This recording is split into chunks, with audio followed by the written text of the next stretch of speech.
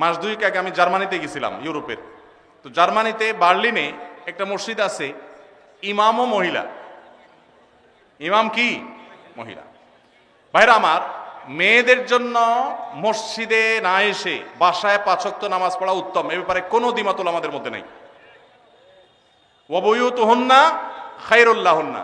তবে হাদিসের আগের অংশ আছে, আল্লাহ নবী সাল্লাল্লাহু আলাইহি সাল্লাম বলেছেন, লা তামনাউ মা আল্লাহি মাসাজিদ আল্লাহ, আল্লাহর বান্দিরা মসজিদে আসলে বাধা দিও না, কিন্তু তাদের জন্য মসজিদে আসার চাইতে বাসা নামাজ পড়া বেশি উত্তম। তার নবীজি চাইতেন তারা যেন বাসায় পড়ে। মসজিদে দিনই কোনো প্রোগ্রাম, কোনো বিশেষ কারণে যদি আসে, দিনই এলেম অর্জন করার জন্য আসে, তাহলে ফিতনামুক্ত সেই পরিবেশ থাকলে আসবে, আর না হলে সেটাও বাসা বা অন্য অঙ্গনে হবে। আর পাবলিক প্লেসে যে মসজিদগুলো, শহরের মসজিদগুলো, মহিলারা বাজারে ডাক্তার দেখাইতে বিভিন্ন কারণে আসে, সেগুলো তো অবশ্যই মেয়েদের নামাজের ব্যবস্থা থাকা দরকার। কিন্তু মেয়েদের জন্য মসজিদে এসে 5 ওয়াক্ত নামাজের জামাতে হাজির হওয়ার চাইতে বাসায় নামাজ পড়া অধিকতর উত্তম। মদিনায় এক মহিলা নবী সাল্লাল্লাহু আলাইহি ওয়াসাল্লামের পেছনে এসে নামাজ পড়ার জন্য, মসজিদে নামাজ 1 রাকাতে 1000 রাকাতের সওয়াব, নবীজিকে যখন বলেছেন, নবীজি বলেছেন, তুমি তোমার বাসায় পড়লে বেশি সওয়াব হবে, কেন কষ্ট করে আসো? এখানে 1000 পালে ওখানে আরো বেশি পাবে। কিন্তু আমাদের বন্ধুরা অনেকে আবেগে নিজেকে সামলাইতে পারেন না। আল্লাহ আমাদের বোঝার তৌফিক দান করুন।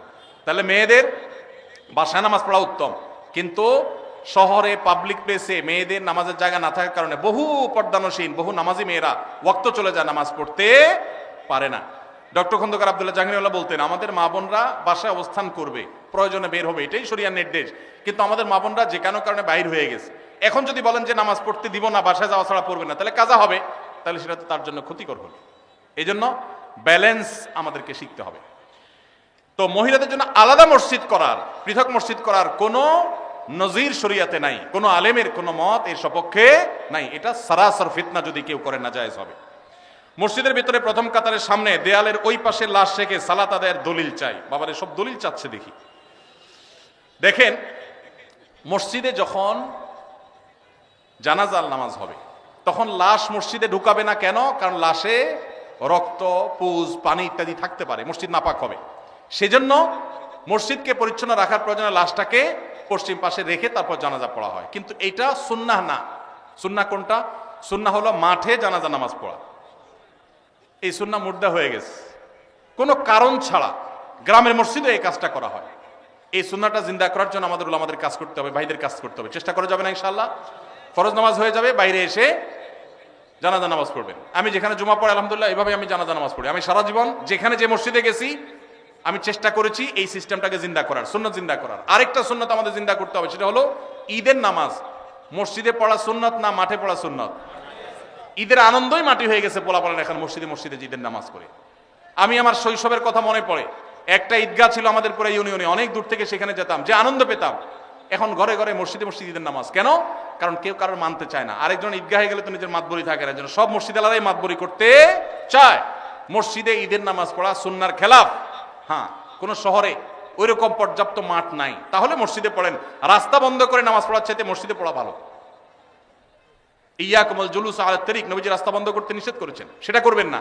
কিন্তু তাই বলে মসজিদ বাদ দিয়া, মাঠ বাদ দিয়া বিনা কারণে মসজিদে ঈদের নামাজ পড়বেন না, উন্মুক্ত জায়গা পড়বেন। এই সুন্নাহটাও জিন্দা করা দরকার। ঈদের যে আনন্দ সেটা এখন নাই। পোলাপান বসে বসে মোবাইল টিপে আর মসজিদে 5 ওয়াক্ত পড়ে, ঈদও পড়ে, আলাদা কোনো আনন্দ পায় না। ঈদগাহে যাওয়ার যে আনন্দ ওইটা কখনো মসজিদে আদায় হয় না। এই সুন্নাহটা আমাদের উলামারা চাইলে জিন্দা করতে পারেন। অনেক মাঠ আছে কিন্তু চেষ্টাও করে না অনেকে। আহমদুল্লাহ হুজুর, আপনার কাছ থেকে আমি জানতে চাই, কোম্পানির ডিউটি করতে গিয়ে যে হাম্মাম ব্যবহার করি, হাম্মাম মানে টয়লেট ব্যবহার করি, তাতে অনেক সময় নাপাক পানির ছিটকে পেছনের অংশে অর্থাৎ পাছায় লেগে যায়। এই শব্দ না লিখলেও হইতো রে ভাই, যতটুকু বুঝতে পারি ধুয়ে ফেলি। কিন্তু এই নাপাক পানি প্যান্ট বা শার্টে লাগার সম্ভাবনা 100 ভাগ। আমার এই পরিস্থিতিতে প্যান্ট ছাড়া নামাজ পড়ার কোনো উপায় নাই। তারপরও আমি এই অবস্থায় 5 ওয়াক্ত নামাজ পড়ি এবং আল্লাহর কাছে কান্নাকাটি করি। আমার নামাজ কবুল হবে কিনা? ভাইরা আমার, খুব দরকারি প্রশ্ন। আজকাল আমরা হাই কমোড ব্যবহার করছি অনেকেই, তাই না?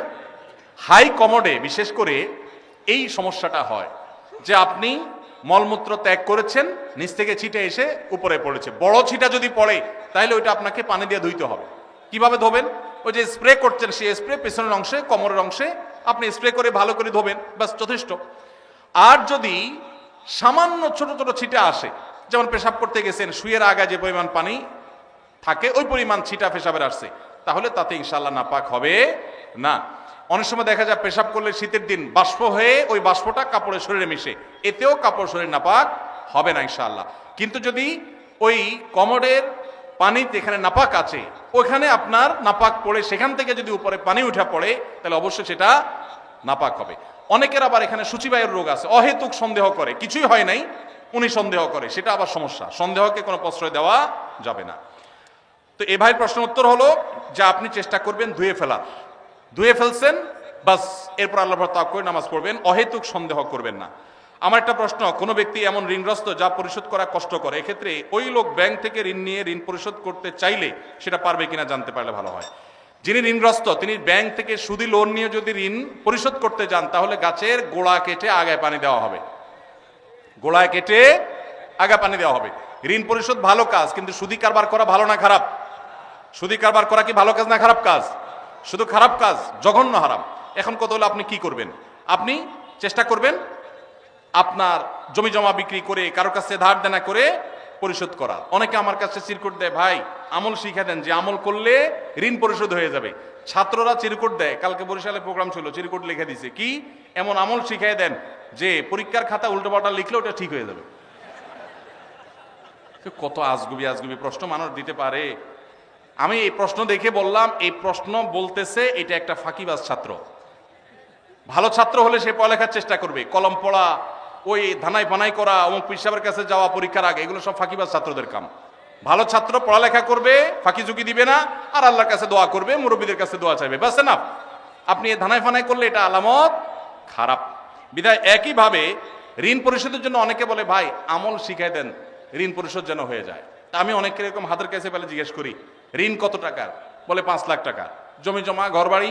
আলহামদুলিল্লাহ গর্বিটা আছে। জমি জমা? জমি জমা আছে, কিছু চাষের জমি আছে, ওগুলো বিক্রি করলে কত হবে? ওগুলো তো অনেক টাকার জিনিস, তো সেগুলো বিক্রি করে ঋণ দেন না কেন? না জমি বিক্রি করে ঋণ দেবো নাকি? মানে আপনি দোয়া শিখাই দেন, ওইটা আমল করলে উপর থেকে আল্লাহ বস্তা ফালাই দিবে, ঋণ দিয়ে দিব, আর আমার জমি আমারটা থাকবে। এই 2 নাম্বারই করলে কোনো কাজ হবে? সাধ্য অনুযায়ী আমার গর্বিটা বিক্রি হলো, আমি ঋণ পরিশোধ করব, তাই বলে সুদী লোন নেওয়া জায়েজ হবে না। এটা অনেক ভাইরা ভুল করেন। অনেক চাকরির ক্ষেত্রে দেখা যায়, যেমন ডিফেন্সের চাকরিতে নবী সাল্লাল্লাহু আলাইহি ওয়াসাল্লামের সুন্নাত দায়ী রাখার জন্য সিনিয়রের অনুমতি নিতে হয়, এবং চাকরির বয়স কম তাই অনুমতি দেয় না। এ বিষয়ে যৌক্তিকতা কি? দেখুন, ভারতে ডিফেন্সে আমরা দেখি শিখরা তাদের পাগড়ি পরে তারপরে সেখানে তারা ডিউটি করতে পারে। আমেরিকার মতো দেশে ধর্ম পালন করেও ডিফেন্সে চাকরি করতে পারে। আমাদের দেশে এই রকম অবস্থা তৈরি হয়েছে যে দীর্ঘদিন থেকে নিয়ে দায় রাখতে দেওয়া হতো না, মেয়েদের হিজাব করতে দেওয়া হতো না। একবার বিমানে একজন বিমানবালা আমার কাছে একটা অনুরোধ করলেন যে ভাই মেহেরবানি করে আমরা যারা হিজাব করে ডিউটি পালন করতে চাই, যদিও বিমানবালার ডিউটি হিজাব করে পালন করেও শরীয়ত মতো পর্দা করা কঠিন, বাকি জেনারেলি অন্যান্য ক্ষেত্রেও মেয়েদের যেন পর্দার সাথে করতে পারেন, তারা অনুরোধ করেছেন। আলহামদুলিল্লাহ, আনন্দের বিষয় যে আমাদের বাংলাদেশ আর্মিতে এখন এই 2টা বিষয়ে আল্লাহর ফজলে অনুমতি পাওয়া গেছে। বিশেষ করে দায়ের বিষয়টাতে অনুমতি যে নিতে হয় এটা ডিসিপ্লিনের জন্য। আমার মনে হয় এখানে একটা ড্রেস কোড থাকা উচিত একটা প্রতিষ্ঠানের। সেই হিসাবে ড্রেস কোড থাকবে, নর্মাল প্রসিডিউর থাকবে, কিন্তু অকারণে বয়স কম এই সমস্ত অজুহাতে যদি বাধা দেওয়া হয় তাহলে সেই সিস্টেমটা চেঞ্জ হওয়া উচিত। কারণ সাংবিধানিক অধিকার, যে কেউ তার ধর্ম পালন করতে পারে, সেই সুযোগ থাকা উচিত। আমি আশা করি যে সংশ্লিষ্ট মহল তারা এটা বিবেচনা করবেন বা দেখবেন।